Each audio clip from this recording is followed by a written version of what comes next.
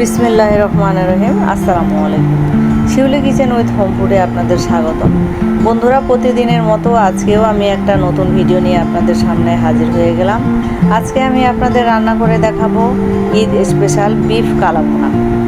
ভিডিওটি না টেনে পুরো ভিডিওটি আপনারা দেখতে থাকুন। চলুন ভিডিওটি শুরু করি। বন্ধুরা, আমি আজকে আপনাদের রান্না করে দেখাবো বিফ কালাভুনা, অর্থাৎ গরুর মাংসের কালাভুনা। তা আমি এখানে 2 কেজি পরিমাণ গরুর মাংস নিয়ে নিয়েছি। হাড়, চর্বি সব ধরনেরই মাংস আছে, কলিজা, ফেফড়া যা আছে সব ধরনেরই মাংস আছে এখানে। সব ধরনের মাংস হলে মাংসটা ভালো লাগে খেতে। আমি এটাকে ভালো করে ধুয়ে পরিষ্কার করে নিয়েছি। এখন আমি যে কড়াইটাতে রান্না করব, আমি সেই কড়াইটাতেই মাংসটা আমি ঢেলে দেব।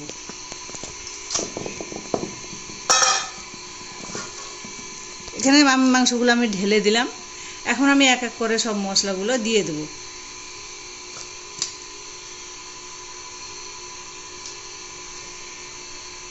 প্রথমে আমি দিয়ে দেব হলুদের গুঁড়া 1 চা চামচ, মরিচের গুঁড়া দিব আমি 2 চামচ।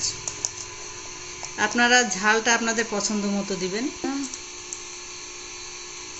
আমি ধনিয়ার গুঁড়া দিয়ে দেব 1 চামচ, জিরার গুঁড়া দেব 1 চামচ, লবণ দিব আমি স্বাদ মতো। লবণটাও আপনারা আপনাদের পছন্দ মতো দিতে পারেন স্বাদ অনুযায়ী। একটু দিয়ে দেব আমি গরম মশলার গুঁড়া দিয়ে দিলাম। 1 চামচ দিলাম আদা বাটা, এটা একটু বেশি পরিমাণে দিলাম, একটু বেশি দিলাম 1 চামচ থেকে। 1 চামচ দিলাম রসুন বাটা, ভর্তি 1 চামচ। আর এখানে দিব আমি পেঁয়াজ বেরেস্তা। বিফ কালাভুনার জন্য পেঁয়াজ বেরেস্তাটা অবশ্যই লাগবে, কারণ এটা মাংসের কালারটা নিয়ে আসতে সাহায্য করে। পেঁয়াজ বেরেস্তা দিলে মাংসের কালারটা খুব সুন্দর হয়। তাই আমি 1 কাপ পরিমাণ পেঁয়াজ বেরেস্তা দিয়ে দিলাম। 1 কাপ দিলাম কাঁচা পেঁয়াজ।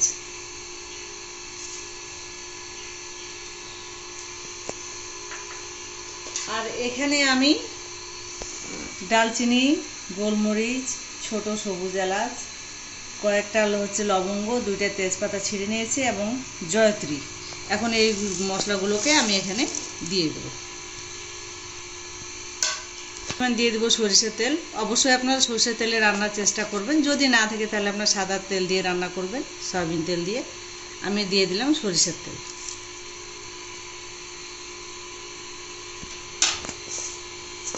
এখন এই উপকরণগুলোকে আমি ভালো করে মেখে নেব।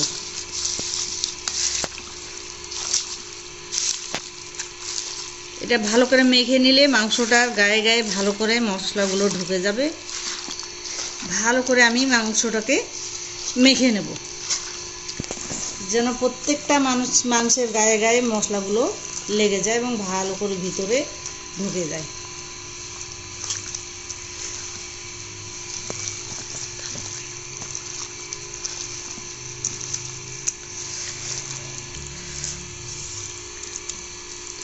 এইভাবে আমি ভালো করে মাংসটাকে মেখে নিয়েছি।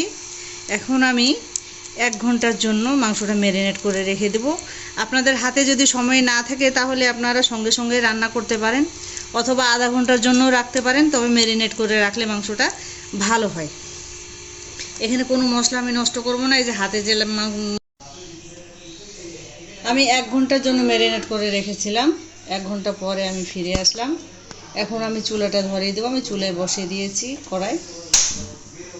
চুলাটা আমি এখন একটু হাই হিটে রাখবো 4-5 মিনিটের মতো। তারপরে আমি হিটটা একটু কমাই দেব। 4 মিনিট হয়ে গেছে।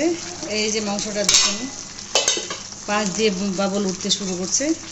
এখন আমি এটাকে একটু নেড়ে চেড়ে দেবো ভালো করে, যেন তলায় লেগে না যায়।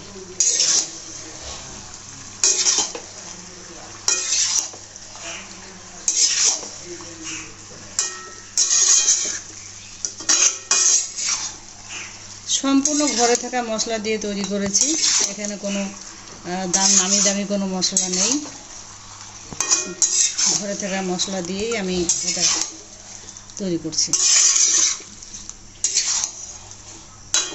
এখন আমি আবারও ঢেকে দেব এবং জালটা একটু আমি মিডিয়ামে করে দেব।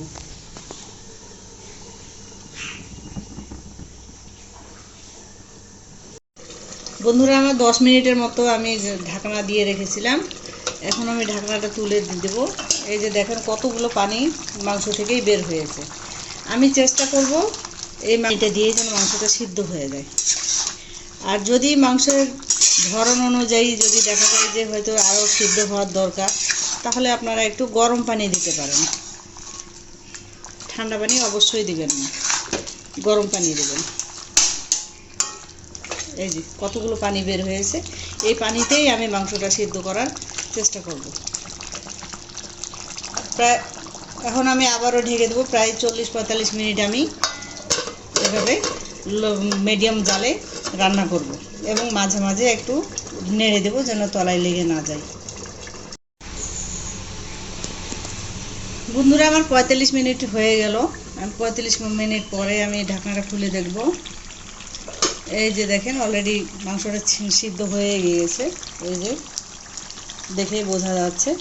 আমি এই 40-45 মিনিটের মধ্যে আমি মাংসটা একবার করে মাঝে মাঝে নেড়ে চেড়ে দিয়েছিলাম যেন তলায় লেগে না যায়। আমি এখন মাংসটা এইভাবে ধীরে ধীরে ধীরে ধীরে কষান করতে থাকবো। করতে করতে দেখা যায় এক সময় মাংসটা আমাদের কালারে চলে আসবে। এইভাবে ধীরে ধীরে আমি মাংসটা নাড়াচাড়া করতে থাকবো। আর যদি লেগে যায় তাহলে আপনারা গরম পানি একটু একটু করে দিতে পারেন।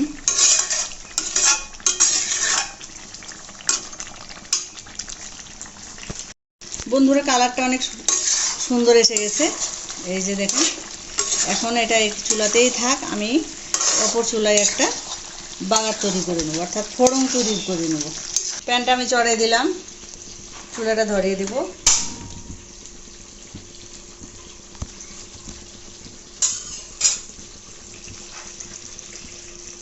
এখানে হাফ বাটি পরিমাণ আমি সরিষা তেল দেব। আপনারা ওই মাংসে যদিও হচ্ছে সয়াবিন তেল দেন, কিন্তু বাগারটা আপনাদের অবশ্যই সরিষা তেল দিয়ে দিতে হবে। তাই আমি সরিষা তেলটা দিয়ে দিলাম। আমি পুরো রান্নাটা অবশ্য সরিষার তেল দিয়েই করেছি। আপনারাও চেষ্টা করবেন সরিষার তেল দিয়ে করার।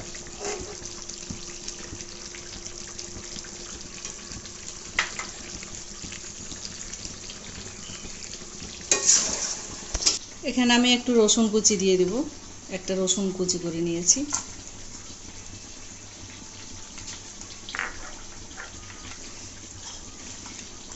এখানে দিয়ে দিব 5টা আমি শুকনো মরিচ নিয়েছি, লাল মরিচ, এটাও দিয়ে দেব।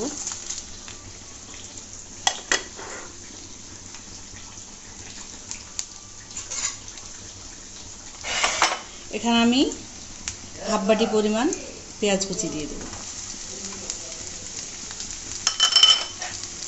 এগুলো আমি ভালো করে ভেজে নেব, একটু সোনালি কালার করে ভেজে নেব। খেয়াল রাখতে হবে যেন পুড়ে না যায়।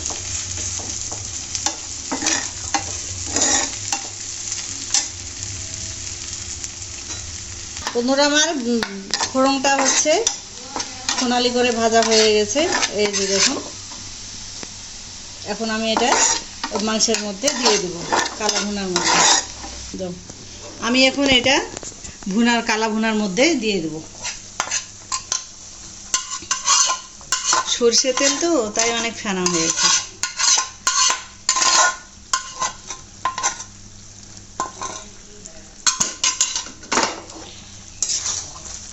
এখন এটাকে আমি ভালো করে নেড়ে চেড়ে দেবো। আমি এই পর্যায়ে একটু গরম মশলা গুঁড়া অল্প একটু হালকা ছিটিয়ে দিব, তাহলে ফ্লেভারটা ভালো আসবে।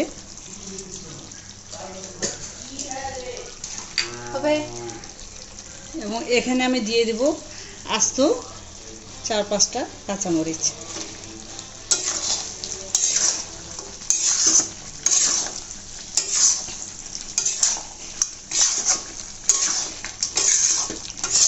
আমি আবারও 4-5 মিনিটের জন্য একটু ঢেকে দেবো, যেন কাঁচামরিচের ফ্লেভারটা যেন কালা ভুনায় চলে যায়। আমি এ পর্যায়ে দিয়ে দেবো 1 চামচ ঘি। ঘি দিলে দারুণ একটা ফ্লেভার আসে এবং স্বাদটা একেবারে দ্বিগুণ হয়ে যায়।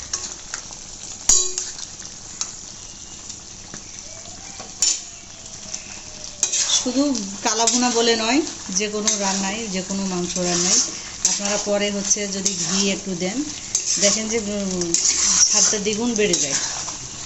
আপনারা এই কালা ভুনা ভাত, খিচুড়ি, পোলাও, রুটি, নান সব কিছুর সাথেই আপনারা খেতে পারবেন এবং খেতে ব্যাপক লাগে। দেখতেই পাচ্ছেন বন্ধুরা, কালারটা কত সুন্দর হয়েছে, মনে হচ্ছে এখনই খাই। আপনারা অবশ্যই বানিয়ে খাবেন, আপনারা অবশ্যই বানিয়ে খাবেন। কেমন হয়েছে কমেন্টে জানাবেন।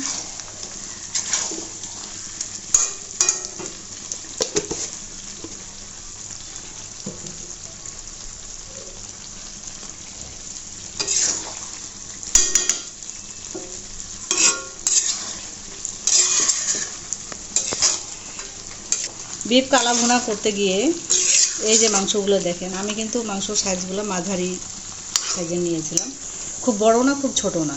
কিন্তু ওই কষান করতে করতে কালো হতে হতে দেখেন যে মাংস পিসগুলো অনেকটাই ছোট হয়ে আসছে।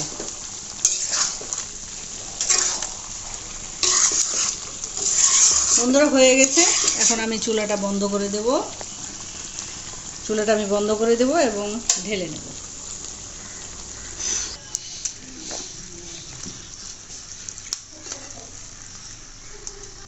বন্ধুরা হয়ে গেল আমার ঈদ স্পেশাল কালা ভুনা, বিফ কালা ভুনা। আপনারা রান্না করে খাবেন আর আমার চ্যানেলটিকে সাবস্ক্রাইব করে দিবেন এবং পুরো ভিডিওটা দেখবেন। সেই পর্যন্ত সবাই ভালো থাকবেন, সুস্থ থাকবেন। আর এটা এখন আমরা খাবো। কেমন হয়েছে নিশ্চয়ই দেখে তো অনেক লোভনীয় মনে হচ্ছে। আপনারাও বানিয়ে খাবেন। আজ এই পর্যন্ত, সবাই ভালো থাকবেন, সুস্থ থাকবেন।